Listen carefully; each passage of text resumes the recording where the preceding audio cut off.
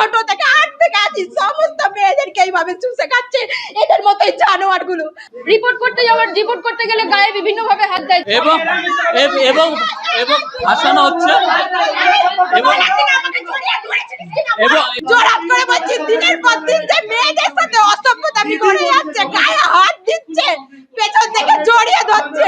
দীর্ঘদিন ধরে মুখ বুজে সহ্য করেছেন তারা, যতটা সম্ভব এড়িয়ে যাওয়া যায় তার চেষ্টা করেছেন, কিন্তু কাজের জায়গায় কাজ তো করতে হবেই, তাই কাজ করেছেন। কিন্তু 2026-এ দাঁড়িয়ে সহ্য কেন করবেন? তাই চোখের সামনে হয়ে আসা অন্যায়ের প্রতিবাদ করলেন ঠিক এভাবেই।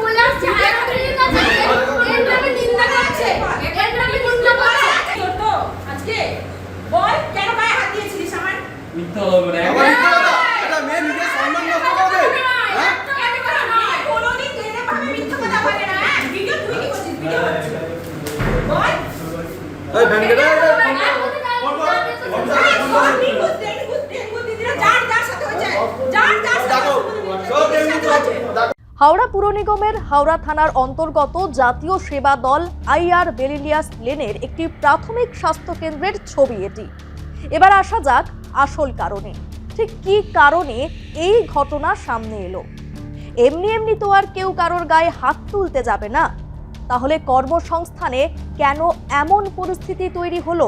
চুপ করে থাকে বলে দিনের পর দিন ছোট থেকে 8 থেকে আছি সমস্ত মেয়েদেরকে এইভাবে চুষে খাচ্ছে এদের মতোই জানোয়ারগুলো। আমার 2022 সালে পোস্টিং হয়েছে, ফার্স্ট দিনের দিন আমি বলছি দাদা আসুন, আমার মুখের সামনে এইভাবে এসে বলছে তুমি কোভিডে রিপোর্ট করতে পারো, এইভাবে কোন ওনার নাম লোকনাথ স্যার। দ্বিতীয় দিন বলছে আমি ওপরেতে, আমি সরস্বতী পূজার দিন ছিল দ্বিতীয় দিন, আমি বলে দিচ্ছি 2022 সালে ফেব্রুয়ারি মাসে সরস্বতী পূজার দিন আমাদের সেকেন্ড দিন ছিল। আমাকে বলে ওপরে এসো, আমি হাত ধরে দেখাতে নিয়ে যাব, কেন আমি নিজে যেতে পারবো না? দিনের পর দিন আমাকে বলে গেছে আমার নন ফাংশনাল ইউপিএসসি 18। আমি যখন গিয়ে বললাম সবার সাথে, আমি বললাম যে আমার রিপোর্টিংটা করে দাও না, ইচ্ছা করে 3টের পর বিকেল 3টের পর রিপোর্টিং করতে ডাকতো, দেখে পাশে বসিয়ে নানা রকম বাজে ইঙ্গিত করতো, বাজে কথা বলতো। আমরা ওয়ার্নিং দিয়েছি করো না, এরকম করো না। আমরা ও শাস্তি চাই, শাস্তি একটা মেয়ে কি চাইতে পারে? জোরাত করে বলছি দিনের পর দিন যে মেয়েদের সাথে অসভ্যতামি করে যাচ্ছে, গায়ে হাত দিচ্ছে, পেছন থেকে জড়িয়ে ধরছে, যখন তখন গায়ে হাত দেয়, নানা অচিলায় গায়ে হাত দিতে থাকে।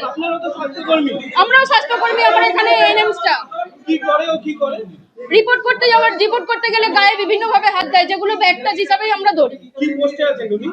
উনি গ্রুপ সি পোস্টে আছে। কি নাম ওনার? লোকনাথ স্যার। কতদিন ধরে করছেন? আমরা এখানে যত বছর 4-5 বছর রয়েছি এখানে। আর কর্তৃপক্ষকে জানিয়েছিলেন? না, আমাদের কর্তৃপক্ষ এখানে বারবারই চেঞ্জ হয়, 1 বছর ছাড়াই চেঞ্জ হয়। না, আমরা রিসেন্ট আমার সাথে যেটা হয়েছিল, আমরা চাইছি ওকে এখান থেকে সরিয়ে দেওয়া হোক। আমরা আমাদের হায়ার অথরিটিকে জানিয়েছি, হায়ার অথরিটি বলেছে দেখবে বলে আজকে প্রায় 20 দিন হয়ে গেল, না আমি থানাতেও গেছি এবং আমি থানা থেকে মেজবাবুকে নিয়েও আমি এইচএমসিতে পর্যন্ত গেছি। হ্যাঁ, সব মেয়ের সাথে খারাপ ব্যবহার করে। দুই মহিলা যা অভিযোগ করলেন এবং যার বিরুদ্ধে যাবতীয় অভিযোগ করলেন তিনি হলেন এই লোকনাথ সাহা।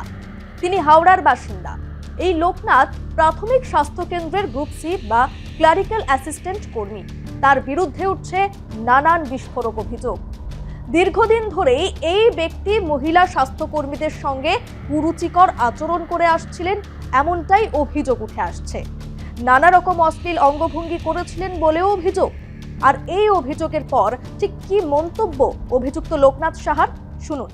কিছুদিন আগে এদের সাথে একটা কথোপকথন হয়েছে, সেখানে দুজনটে কথা কাজ নিয়ে বিতর্ক বিষয় হয়েছে।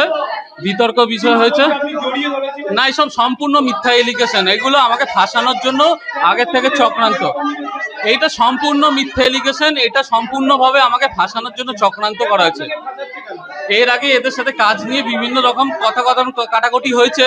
তো কথা কাটাকাটি হতে সব মেয়েরা আপনার বিরুদ্ধে অভিযোগ করছে কেন?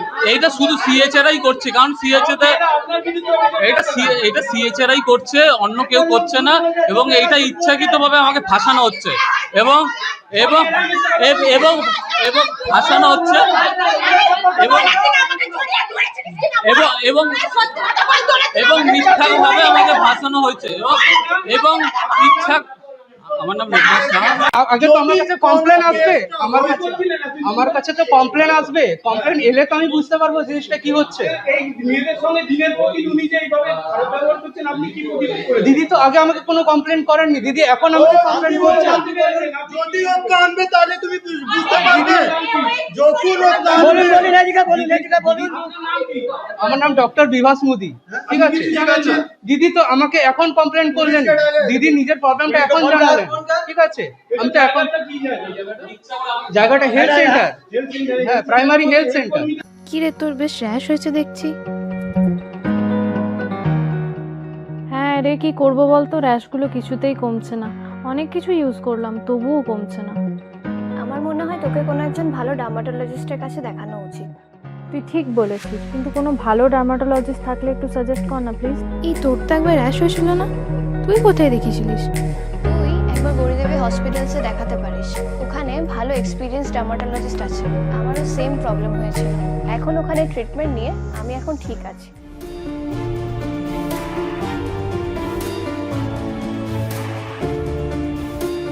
গৌরী দেবী হসপিটাল, রাজবাঁধ, দুর্গাপুর। যোগাযোগ 8001003333, 8001113333।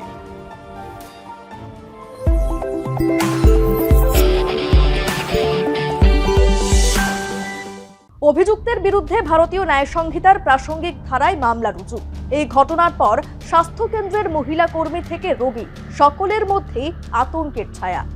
কর্মক্ষেত্রে নিরাপত্তা, সম্মান এবং মর্যাদা, এই তিনটি ক্ষেত্রে কোনো দয়া নয়, প্রত্যেক কর্মীর অধিকার। সেই অধিকার লঙ্ঘনের অভিযোগেই এবার প্রকাশ্যে বিস্ফোরণ।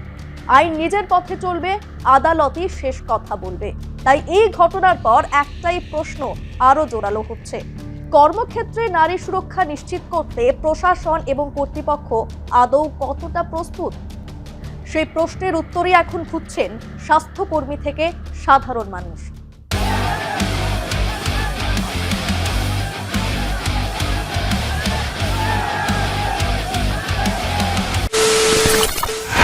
খবরের নামে প্রতিদিন সন্ধে আপনার ড্রয়িং রুমে কি শুধুই চিৎকার চেঁচামেচি খেয়ে আসে? বিতর্কের নামে চলে গালাগালি আর কাদা ছোড়াছুড়ি। এবার সময় পরিবর্তনের, কারণ আমরা কান ফাটানো চিৎকারে বিশ্বাস করি না। আমরা বিশ্বাস করি খবরের সত্যতায়। আমরা কোনো পক্ষের হয়ে গলা ফাটাই না, আমরা সাধারণ মানুষের হয়ে প্রশ্ন তুলি। চিৎকার নয়, শুধু খবর হবে যেখানে বিতর্ক আছে কিন্তু কুৎসিত ঝগড়া নেই। সঠিক তথ্য, বিশ্বস্ত খবর। নজর রাখুন আর প্লাস নিউজে।